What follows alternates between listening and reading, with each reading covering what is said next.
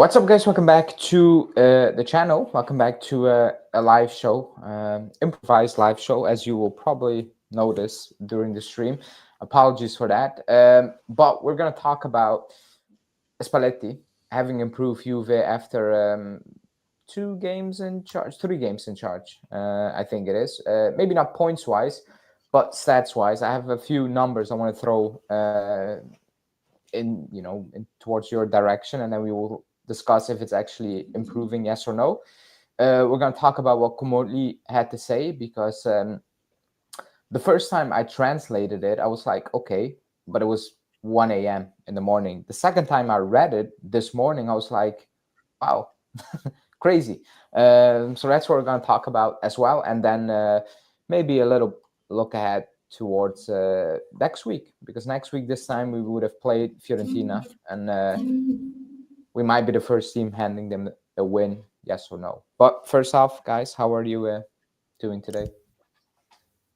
All is good, nothing special. Yeah, everything's going well. Excited to be part again of this group, so let's go for it.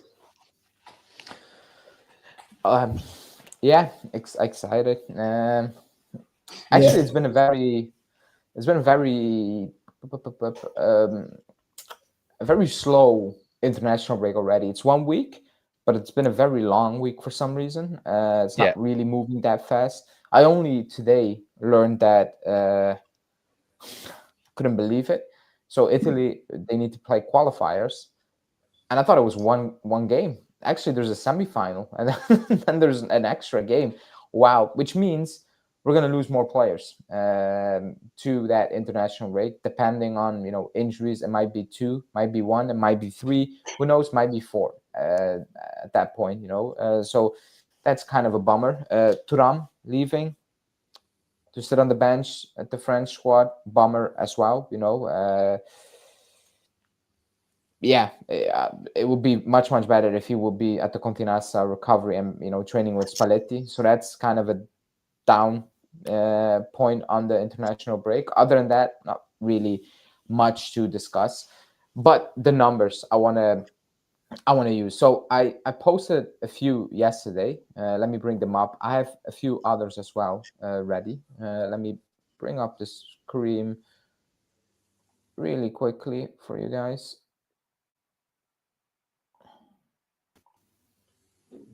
Here we go. So I posted up a couple of numbers yesterday, but I have a few others. So the question is if we actually did improve, yes or no. I don't know if you guys can see it now. You should be able to see it. Now, I think. Now, yeah. Yeah. So these are a few stats, I have a few more, but as you can see, this basically compared Tudor to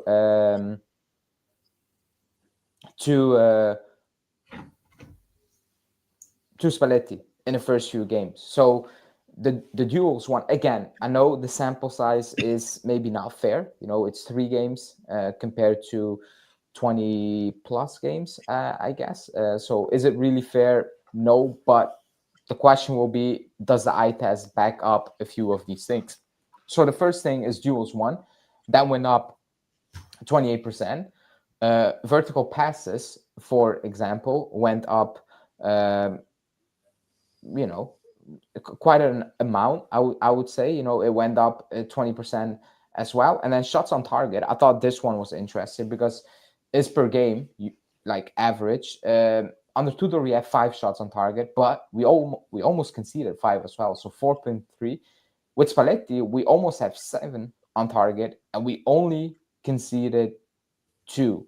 Now, I get it. The sample size, actually, you can flip it. The sample size, 3 games. If you conceded 8 shots, it would also be a high number, if that makes sense. And 8 shots over 3 games, it's not that much. So over 3 games, conceding 2 shots really on target, it's not that bad. It's not that bad, So those are a few. We will discuss them, and then I'll read out a couple of more. But what do you think, Norbert? Is it too early to suggest that? Because I know people will counter this by saying, well, the points are not really there. And agreed, the points are not there. It's one win and it's 2 draws. So that's that. But can you see early on with your eye test that, it backs up some of these numbers? Yeah, I think so. It's already better than what Tudor did. And Spalletti only here for a few weeks, really, a few practices. So yeah, I think it's a really good start, but we need to build on this because we still have the same issues that we had under Motta. That we have the ball, we attacking, but we can't really score much. That needs to change. But yeah, these stats are definitely a good start, and then if we build on this and we continue progressing with this, then it can be really good. And some the vertical passes you can see clearly. That's very visible. And I just want to see us how we play like a few weeks from now, or even a few months from now, because as I said, this is a good start.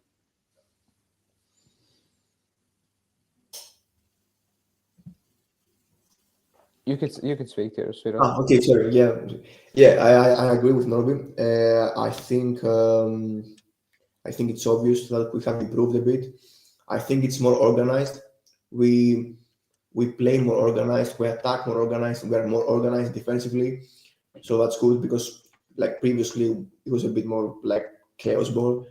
So I like that, and it's certainly promising. But as Norby said, we have the same problem as Mota. Like we really need to score, and we need to find ways to break things down because everything will be like, yeah, it's easy to play us, and just sit deep and let's see. So we certainly need to improve that, and I want to see that in the Fiorentina game because I think Fiorentina will play very tough. They are like, I think they are last in the table right now, so I think they're not going to do us any favors. So I want to see something there. Like I need to see goals. So we need to play a perfect game when we come back, even if it's really difficult right now because we have players in the international break, and Spalletti is not really coaching anyone right now. Like he has like a few players, so but I think we really need to start again and start powerful to to grow some confidence and get some results. The other stat I want to bring up, I don't have it on the screen, so I'll read it out. The ball, the possession, or the amounts of time that we won the ball back, not won the ball back, like won the ball back in terms of even if it gets kicked away, because of pressing, etc. That also includes winning the ball back. That went up almost 20%. As well. So forcing other teams, that includes forcing other teams, kicking it long and you recover it. That's one stat I also wanted to bring up. 22% went up in terms of the passes during a game. Again, is that important if you pass around at the back? Maybe not so much, but that's that one. What I do want to bring up is useful plays in the final third. And what useful plays, according to Gazzetta Sport, means, by the way, is having more than 3 passes in and around the box, and includes the final pass should be entering the box, if that makes sense. Now, maybe it sounds complicated. That went up almost 50%. That went up 50%. So again, for example, did we, like against Sporting, second half, we had the ball in and around the box, but we didn't really do anything with it, in my opinion, or not enough. The last home game against Torino, same, second half, the second part of the second half, we were in and around the box, but we didn't do much with it, So those are parts of the game. I thought with Tudor, it was large amounts of the game where, we had maybe possession. Mota, for example, we had possession in the box, around the box, but never really in it. It was like we were camping outside the opponent's box, but we had no real idea how to break them down. Not saying that we have an idea right now, but based on numbers, early numbers, there is at least an attempt. I will describe it like that. There's at least an attempt to make sure that we can enter the box in some sort of way, or we actually try to enter the box. Now, the question is, do you think after this break, so Fiorentina Saturday, the starting lineup, I don't need names, by the way, do you think we will come with something completely new in terms of formation-wise, switching it up a little bit? Because now Spalletti has maybe 2 weeks of time. Yes, players, the entire front line is gone. Vlahovic was not there. Openda's gone. Segrova's gone. Jonathan David left. Yildiz, everyone left. Conceição left. So, he didn't have a chance to work with those guys, for example. But still, on Saturday, do you think we will see something new based on what Spalletti believes this is what this team needs to actually convert the good things we're trying to do, pressing, playing vertically, into, goals? Because that's what we're missing right now, just goals. Yeah, it's hard to come up with anything new when your front line is gone and some other players as well on international duty. So I don't believe he can do much during the break. I don't even know who left, who is important. So I think it's going to be really hard Everyone for him. left.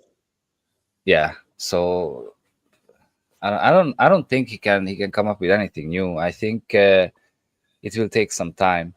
I think he will still go relatively safe.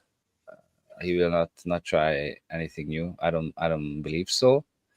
But maybe he still have time. We even with those guys who are returning to tell them some new stuff. But I think it's going to be hard for him now. It would be a different story if the players stay and it's just a 2 weeks break, but that's not how it works. Thank you, FIFA. So yeah, I don't believe any. I don't think we're gonna see too much new things. To be honest, too many new things. Yeah, I agree What do with you that. think? Yeah, I agree with that. I think he might change some personnel, like for example, he has Mirelli now like fit. He's training with him, he's coaching him for 2 weeks now. I think it will be 2 weeks. So let's see. Maybe it's a chance. Let's see if he can take a chance. Maybe he tries something new. Maybe he plays him.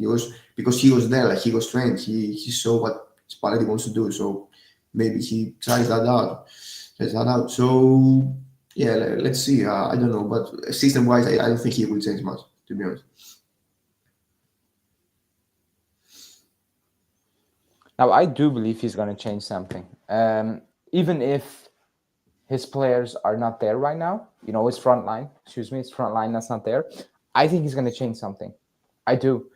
Also because what he expects from his wingers, I think a lot, I don't think it's that difficult to understand what he wants from his wingers.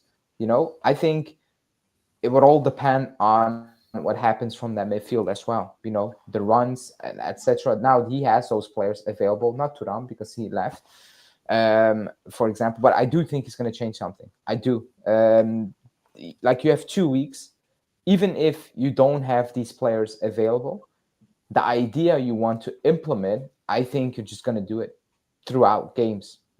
Because if he's not going to do it now, for example, then okay, the players come back Thursday, maybe you have one training session, not much you can do. Okay, Sunday, cool down training on the pitch, you're not going to do much. Then it's, I think, Bodo Glimt, right?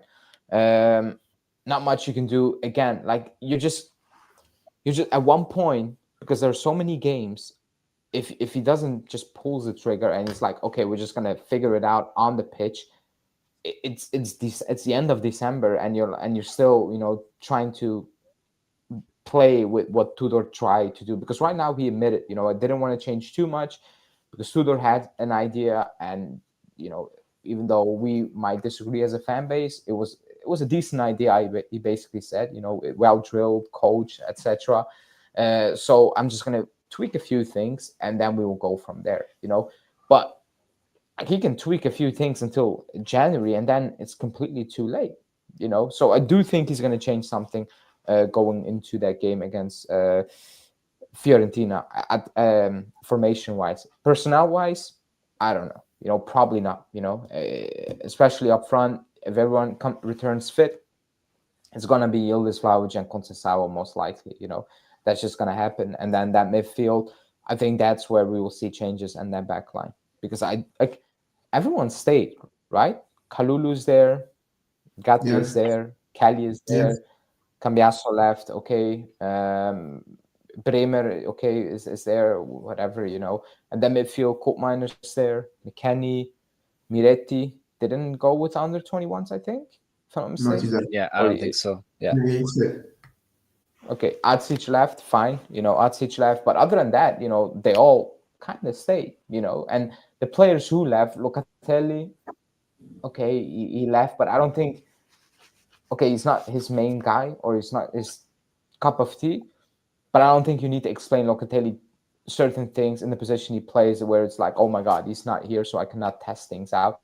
I do think he needs to explain McKennie things, Koopmeiners things.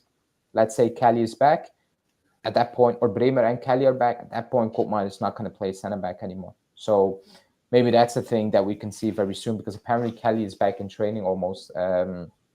Maybe not for Fiorentina, but still, it's around the court. A question, I will ask you guys a question. Let's say Kelly is back and Bremer. I think a lot of people are saying just keep playing Koopmeiners there. I don't think that's the best of ideas, even though he's playing well there right now. Cremonese didn't really cause us any trouble until that Vardy moment, in my opinion. Torino didn't cause us any trouble besides that, Thuram threw ball to whoever that was, just by some bad luck, whatever.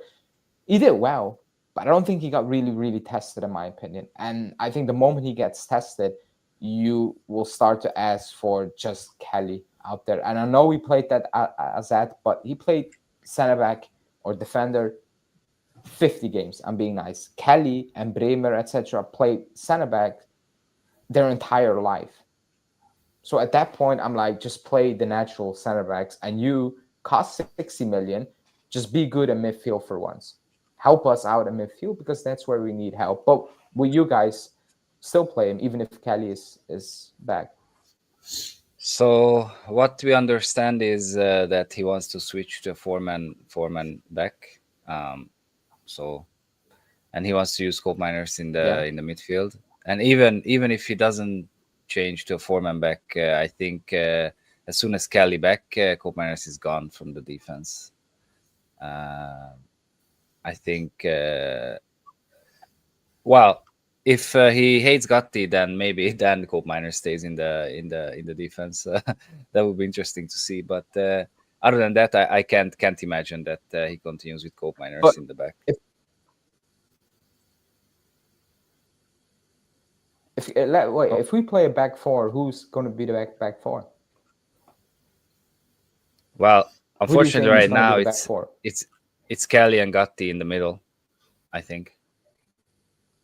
No, okay, everyone is fit. Everyone is fit. Oh, Kelly Bremer. I don't think so. I don't think so. No. Gatti Bremer. I think Kalulu and Bremer will play in the middle.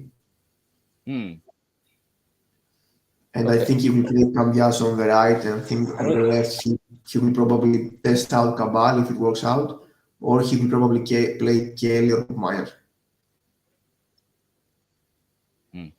Okay. I think that's the first time I see some. But you can be. I don't think he's going to play Kalulu on that side. The way Tudor is using it. I don't think he's going to do that. Yeah. No. So I see that point, but it never really crossed my mind. I don't know. That's actually going to be interesting. that is going to be interesting. The Cabal thing, I'm like, yeah, when you're fit, but I'm not counting on you at this moment in time.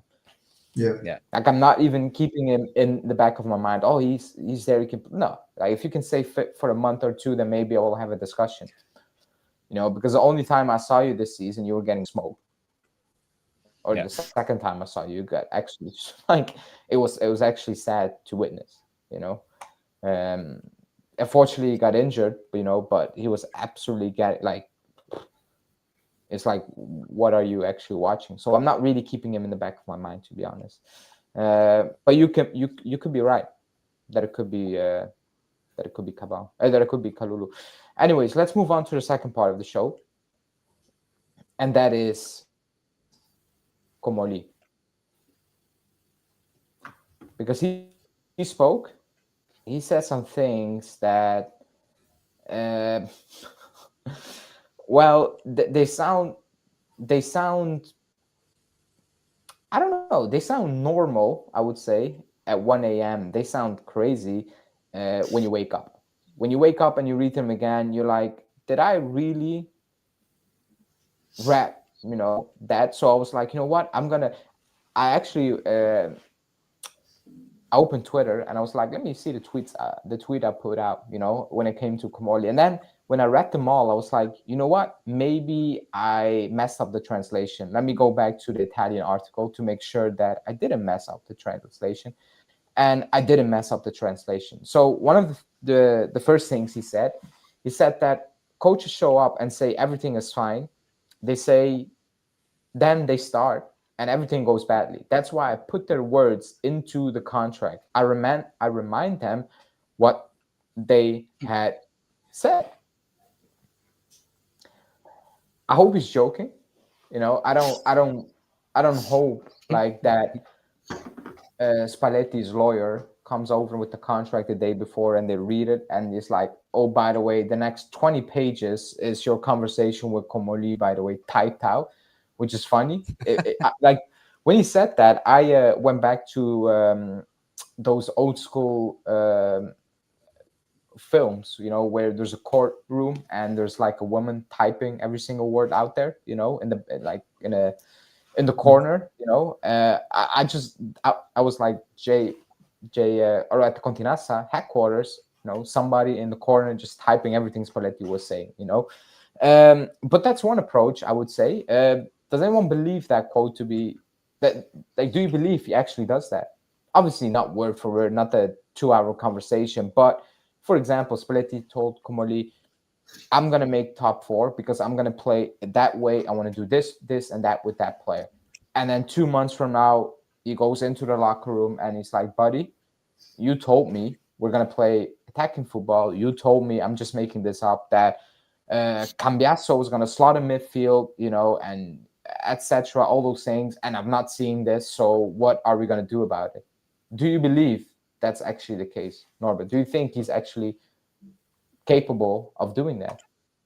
Yeah, I would have loved to see like an actual footage of this when he's saying this, so you can see his face. But how it's written here, it's to me it looks like he meant it.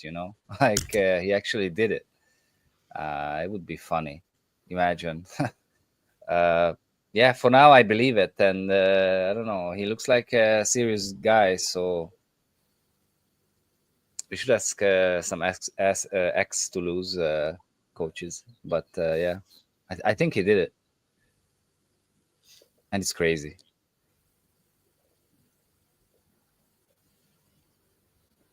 You can go, Spiros. I don't. No, okay, I in completely different way. I think he's like, okay, we get a coach, and the coach says like, okay, I believe in the squad. I think the squad is good, and I think we can do a good job. Okay, and then if the coach comes like in the office, like in 1 week, in 1 month, in 2 months, and says this squad is garbage, I cannot do anything with this. I think this is what he means. It's like, but you said when we signed you that you can do it and you believe in the squad. Like, I think this is what he means. Not like, okay, I want to play like this way and this way, and we're gonna make top 4. I think he means like, okay, I came in and I believe in this, and I think I can do a good job. I think this is like his mindset, what he's trying to say about the coaches.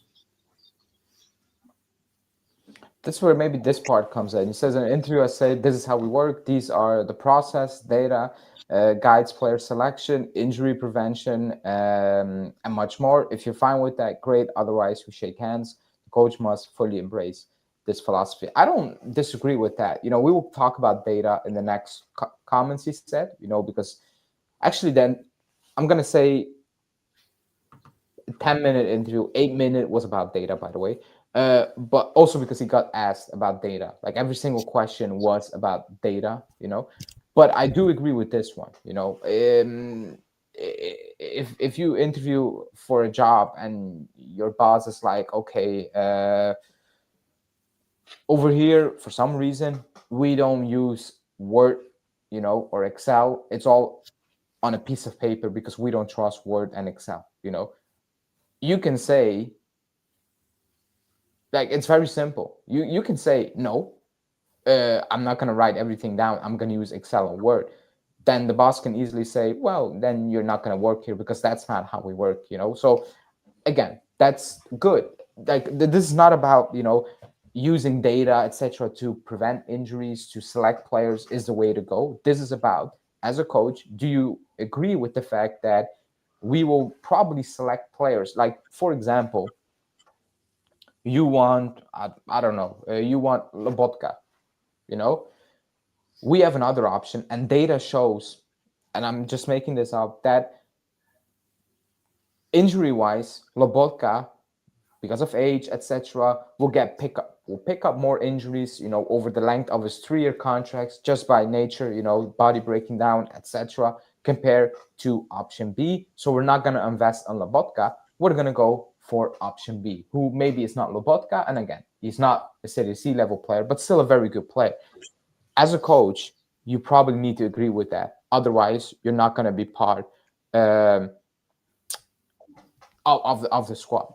That's how I view it, and I have no issue with that statement, because for me that makes more sense to tell that at the start of the talks. This is how we work. You agree, fine. You don't agree, then we probably need to move on. Otherwise, what is the point? Yeah, I think that makes sense. And we know that he's really into data, and I'm pretty sure he explained this to Spalletti really well. That, listen, my dude, we like data here, and if you see a guy that is you don't like, or you don't like that much, but the data backs it up, then we're gonna sign that dude potentially. Yeah, I think it's not a problem like wanting to work with data, but I think you need to have the people around you that actually believe in this project, and also the coach and everyone, the staff. So, and this is the difficult part, because in Italy, I think there is a little bit of an old mindset. So it's like, okay, I didn't watch this player, so I don't know this player. I need to watch him play. Like Allegri said, for example, like, I want to watch the player play. Maybe go to the stadium at Parma and watch Leone play, for example. You know what I mean? Like I think this kind of coaches don't really trust the data. They don't know about this stuff. So I think you need to have an international profile, someone who has worked in the club, that has worked with people that use data before. For example, like Jurgen Klopp, for example. So, but that's not happening. Well, just from a name out there. So yeah, I think that's the most important part. If Spalletti wants to work like this and he's fine with this and he can actually make it work, I think everyone is happy and we can continue together. I think, like, you made a good point. Like, maybe the younger coaches will be like, yeah, fine, but the older ones, like a Spalletti or like an Allegri, okay, in this case, probably Spalletti, no, or he desperately wanted a job, and he just lied, flat out lied to Comoli. But for like younger type of players, I think it makes more sense that they are like, you know what? Yeah, I don't care about that. If If you can bring me the players based on data, I'm fine with that. But I can see a coach like Allegri saying, no, I'm not going to do that. I want to see the player. I want to see him play. I want to see how he moves, etc. So I don't know. It's a very interesting one, I would say. I think it's a very interesting one to look at. But that's not the crazy part. He said. I will skip this one for now. Okay, no, he said, I asked Matuidi and Trezeguet, just to name a couple, what Juve's DNA is. The answer was always the same thing, winning. And then he actually said, winning is not really a culture. The word winning, he said, culture is built from the bottom up. We had a big meeting this morning to understand what our culture really is. I told everyone, you decide who we are. I can provide some guidelines, but culture is determined from the bottom. Culture is a club values. Now, I do agree with that. Like, the culture of the club comes from the top.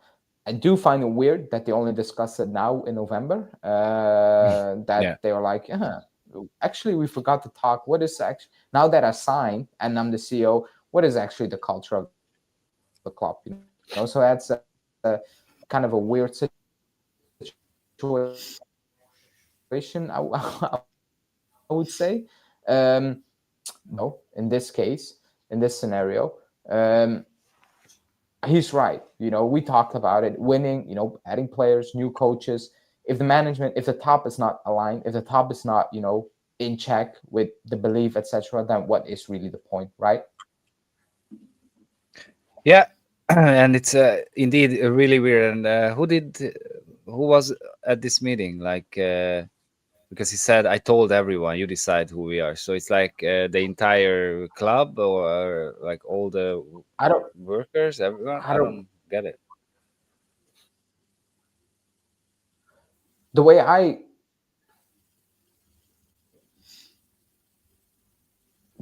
saw it, or the way I see it, he became CEO basically, because keep in mind, he was not brought in to be the CEO. Like, he got a promotion already. Basically, he got a promotion, based on whatever, And I think now that he's okay, to put it in simple words, he's in charge of the club. He's not in charge. Alcon is in charge, but he is in charge of the club right now. Day to day, maybe he needs to talk to Alcon once a month, or Alcon will check in once a month, but he is in full control of the club right now. And that was not the case when he was brought in 3 months ago or 4 months ago. That was not the case. Right now, he's in full control of the club. He is. So maybe it's to his new board, I guess, I'm assuming. Yeah. He has more say right now. Like, he's the guy, so he has more say. Like, he makes the tough decisions, so he needs to speak with the others. He needs to be like, okay, this is how we're going to work. This is how I'm thinking, and I want everyone like to follow me. Like, I think this is kind of the message.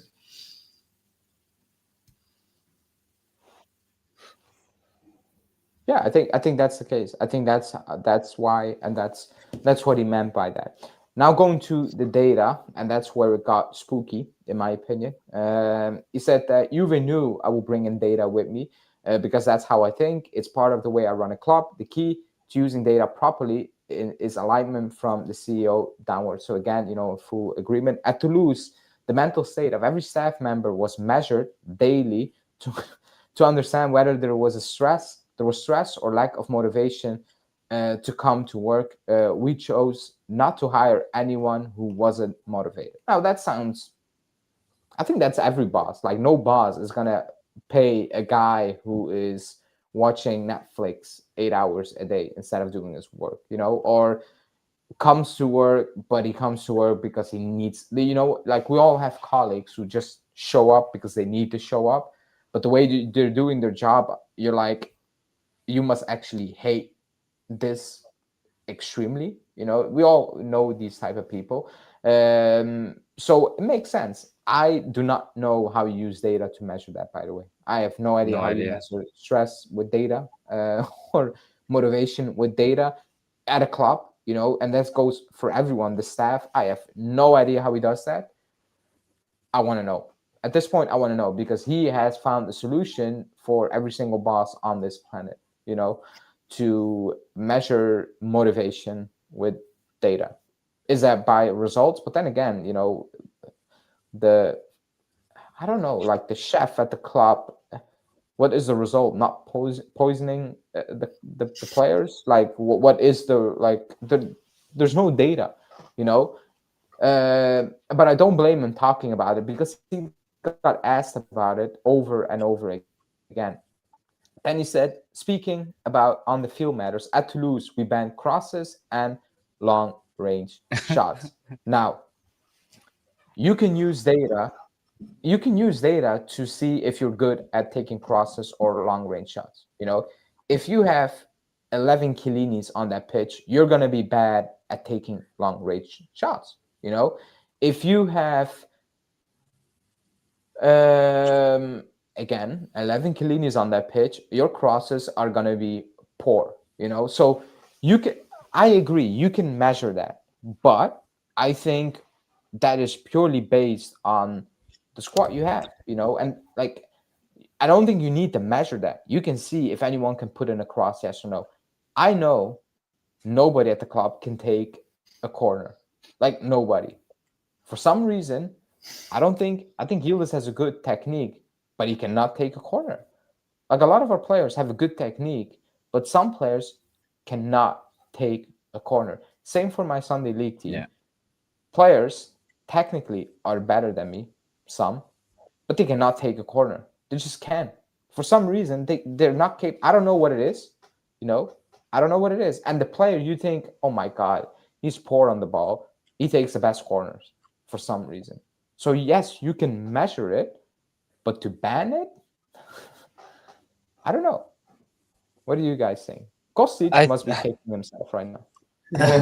Yeah, I think it cannot be like right now. Like we need data to see what's going on, and then we saw and use our eyes. To be honest, just use our eyes, and we saw how the long range shots are not the best right now. But yeah, banning it is silly. The coach can tell them to do less of long range shots and crosses, but banning it as a director of sport, I think that's or he was a CEO at Toulouse as well, right? At one point. So yeah, it's not his job. I think it's silly. I think it's just an idea. I think it's a philosophy. I think it's a bit like we want to play like this way, so we measure this with data and we see like, okay, we need to ban these things and we want the ball to be on the ground all the time. We want to play like this. So I think this is why they use data and they want to see these things. Then again, like I don't think you can do that at Juve or like in general in a big club. It's a bit difficult. I think even Barcelona have changed a lot. So yeah, I think it's just an idea. I do agree. Yeah, I do agree. Like it cannot be something that you should focus, like banning it, like you said. That cannot be the case. But again, if it's your playing style, then fine. But not just ban it, like, because this sounds like do never do it ever. Do not dare to put it across. Then he went on saying, you can understand players' personalities through data. For example, those who touch the ball a lot show personality, even though there is a fine line between wanting the ball and being selfish. At Toulouse, I told people working with me, if I stray from the club's culture, you must tell me. If I sign a player who goes against it, you must tell me. I agree with that last part. If you have rules, you should be following set rules. You cannot really go away from it. So I do agree with that. The other part is interesting because I also kind of agree with that to a certain extent, because there are players who want the ball, but like there are players who do not want the ball. They just don't. They're just out there hiding. You have players who want the ball but do absolutely nothing with that ball. And then you have the handful of players, and I think that's where I don't think you need data. You just see it. For example, I don't think Koopman is a player who wants that ball in midfield a lot. That's one.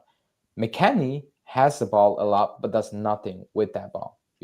For example, Colt Miners, when he had the ball in the midfield, did something with that ball, but not for us, for the opponent most of the time.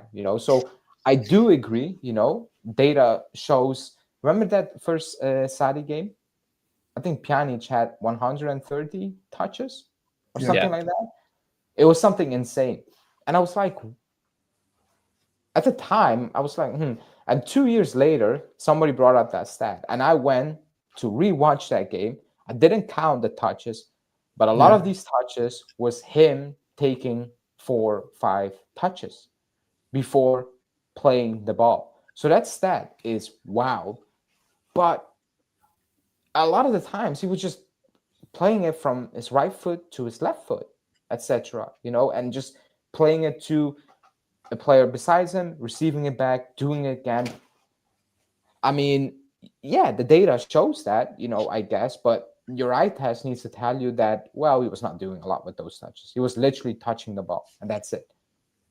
But again, that's how they operate, and it is what it is, I guess.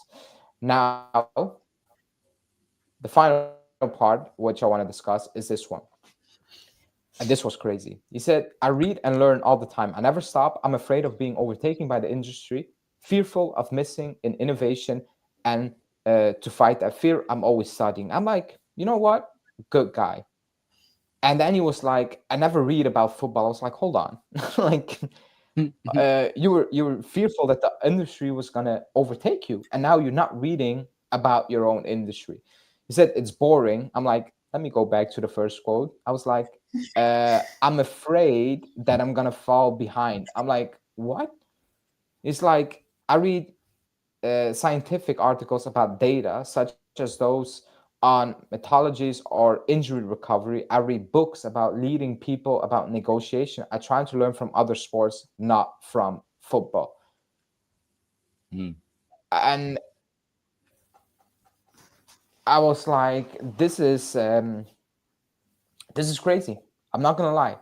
This is actually crazy. First off, you don't like you're the CEO. You shouldn't be reading about injury recovery. I guess like yeah, it needs to be top, but I think you need to hire people who are good at that, or can deal with that and know more about that. You're not gonna learn about injury recovery from reading articles or books. I'm sorry. You just need experience doing that. That's like me, I don't know, like that's me reading a book about how to remove or do a heart transplantation and walking into the hospital and I'm like, I read a book. Here we go.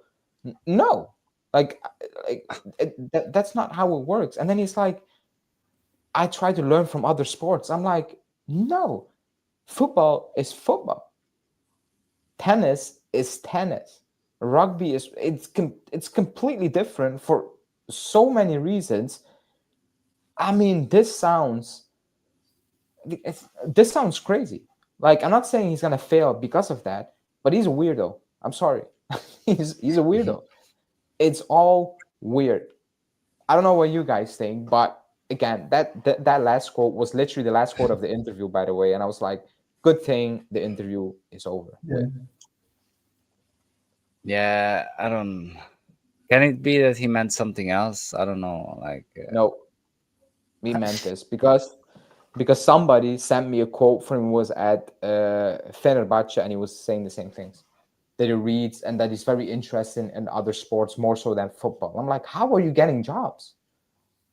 Like, how are you getting jobs? It's like, going into a bakery for a job and you're like, actually, I like to work with meat. I wanted to be a butcher. What? You guys, what do you think? I don't know. It's super weird. If you would have said that, okay, not just from football, I like to learn from other sports as well, not just from football, but he said from other sports, not from football, and that's I don't know. That's interesting because football is football, and there's a saying in Hungarian that football is football, and anything else is bullshit. And it's kind of true, because it's the biggest sports, especially in Europe. And usually anyone else is learning from football, not the other way around. And I don't know, it's I don't know, it's disturbing. It's disturbing for sure. I know Speedos agrees with it, but I'm not sure why. I'm not saying I agree with it. I think it's a philosophy. Yeah. I think it's an idea. I think he wants to do his thing. I don't think, and I think he doesn't want to like replicate things from other football clubs. I think he wants to do his thing and be like a model and be like, we work like this, and this is how we work, and we get results, for example. Yeah, I'm not. I don't think he's thinking like that when he's managing this football club. To be honest, because I think it's too much in my opinion. But for sure, I think he's interested to learn new things and the things. I think he said about injuries and this stuff. I think he just wants to hire people. I think he wants to understand and communicate with them and see how we're gonna, for example, improve this and how we're gonna like improve the situation and get the results we want. For example, we want less injuries. We want more more physicality. We want this, we want that. So I think that's what he probably means. But I think he got a bit too far.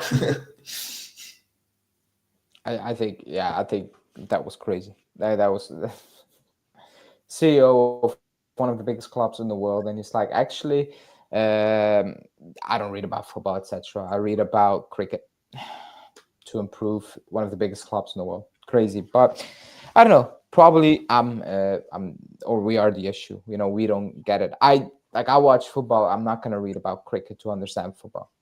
That's just me. Like, getting to know the rules of cricket or how they recover is not gonna make me any more knowledgeable about this club, or about this sport. But who knows? Who knows? He's He might. basically Allegri as a CEO.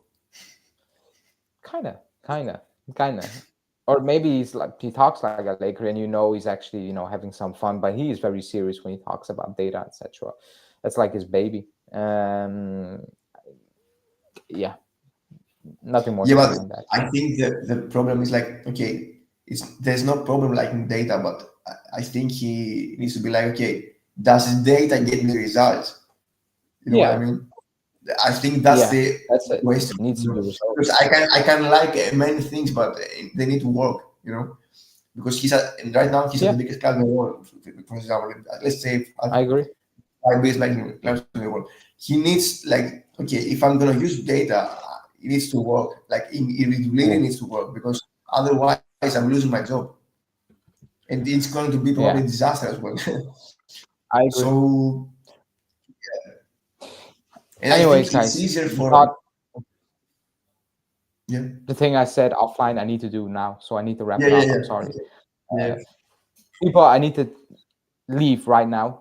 So apologies for that. Anyway, thanks everyone for joining. Spiros and Norbert, thanks for coming on. We will be back live next week building up to Fiorentina. Apologies. Ciao.